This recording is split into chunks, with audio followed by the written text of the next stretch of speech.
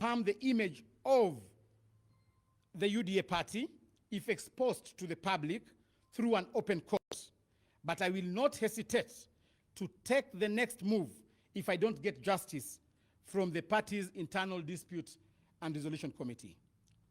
For the purpose of clarity, the matter before the political parties dispute tribunal, which I filed immediately after my supposed ouster, is for the sake of obtaining orders to stop the process of my replacement by the UDA party and the registrar of political parties until my substantive issues are fully heard and determined by the internal party organ responsible for disputes, that is IDRC.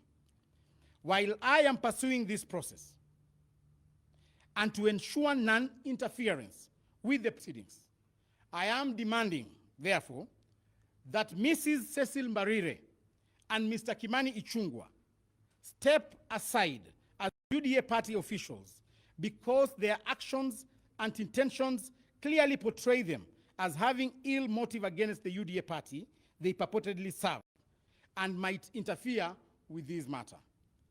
I make the assurance that by the time I am done presenting all the remaining 17 issues before the IDRC, Mrs. Cecil Mbarire and Mr. Ichungwah and their accomplices, who shall be known soon, will have no moral or political standing to hold any position, whether at the party or in public service. I have also written to the registrar of political parties, who already instigated the process of my replacement, and asked her to hold the replacement process pending the hearing and determination of my petition. This matter also attracted the attention of the UDA members who are here with me today, who I am informed also have written to the same registrar contesting my replacement. Thus, there are grounds for the registrar to stop the same under the Political Parties Act until this matter is dispensed within.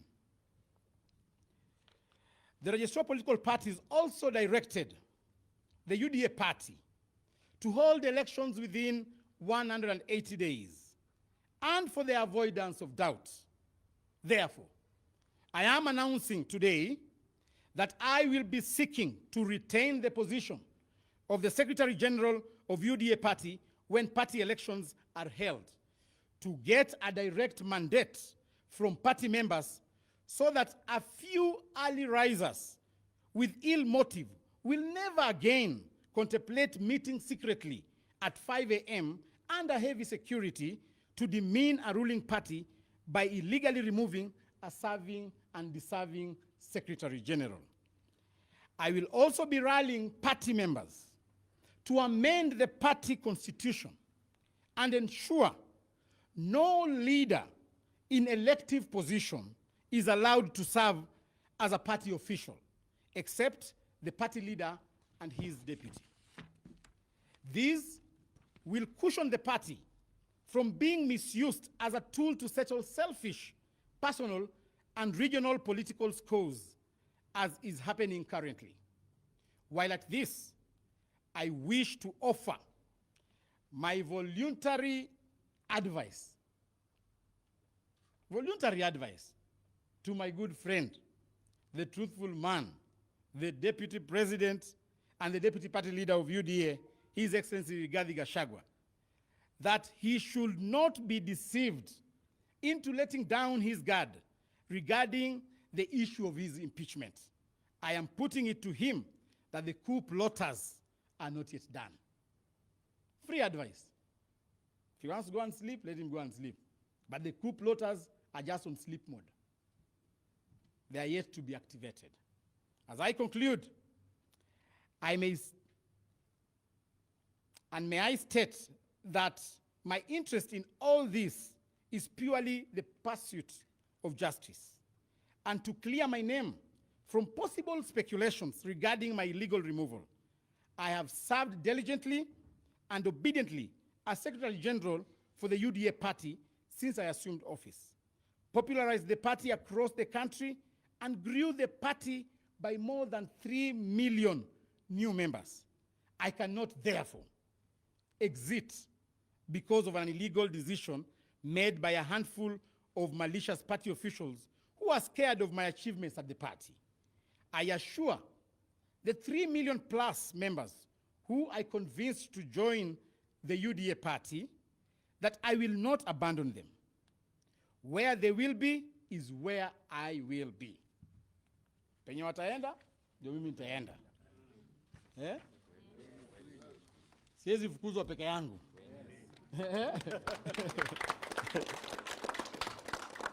Finally, let there be no doubt that until the issue, or rather the issues I have elucidated above are adjudicated upon and settled fairly, amicably, and conclusively by the relevant organs, I remain the lawful Secretary General of the UDA party. God bless UDA. God bless you. Kuna huyu ambaye anaitwa Omar. Yeye ndio acting secretary wetu wa chama ya UDA. Niko na speaker. Huyu speaker wetu. Wapi makofi ya speaker wetu jameni? Basi. Arai biga Beldoret. Ole. Okay. Ladies and gentlemen, over the past few weeks, a series of unfortunate events surrounding the ruling party, the United Democrats, come back with a more thought-out position that is sober and devoid of emotion, bitterness, and vendetta. It is for that reason that I called for a media briefing at this time for the purpose of setting the record straight, especially regarding my supposed removal as Secretary General of the UDA and my next course of action following the aforementioned events. This is also in acknowledgement that my continued silence over such grave occurrences continues to cause unnecessary confusion and anxiety among my supporters and the UDA party members, while it could also be wrongfully construed as an admission of guilt. In this regard, ladies and gentlemen, I wish to state as follows. One, that as I highlighted above, my alleged removal as UDA Secretary General was outright unlawful, unfair, and a sheer blatant contravention of the party constitution and laid down processes. Sadly, this coup was plotted and executed by senior party officials who are otherwise expected to protect and uphold the same constitution. Neither were any charges preferred against me in public or private to warrant and justify my removal, nor was I given an opportunity to defend myself as required by law and the rules of natural justice. I was convicted and sentenced without trial because my aggressors had nothing against me, to the extent that none of them could sign and date the statement that purportedly communicated my ouster. That this coup was plotted and orchestrated by two senior party officials alongside others within the party secretariat.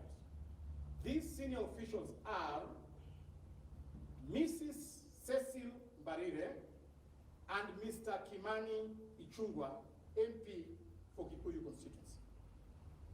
That my ouster by the above officials had nothing to do with incompetence or my inability to run the UDA party, but was a well-choreographed script intended to climax with the impeachment of the Deputy President, Rigathi. My close and inevitable working relationship with the Deputy President, who is also the UDA Deputy Party Leader, asked them.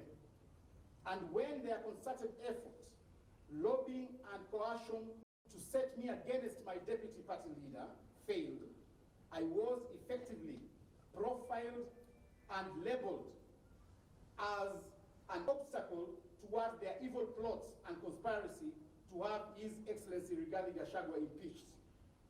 It is not a coincidence, therefore, that one of the coup plotters' accomplices, Mr. Hassan Omar, was unlawfully proposed as my immediate replacement. Let it be known that the planned impeachment of the Deputy President had nothing to do with President William Ruto, the broad-based government, or any other narrative the coup plotters have advanced. The impeachment had everything to do with egocentric 2027-2032 politics in the Mount Kenya region and was instigated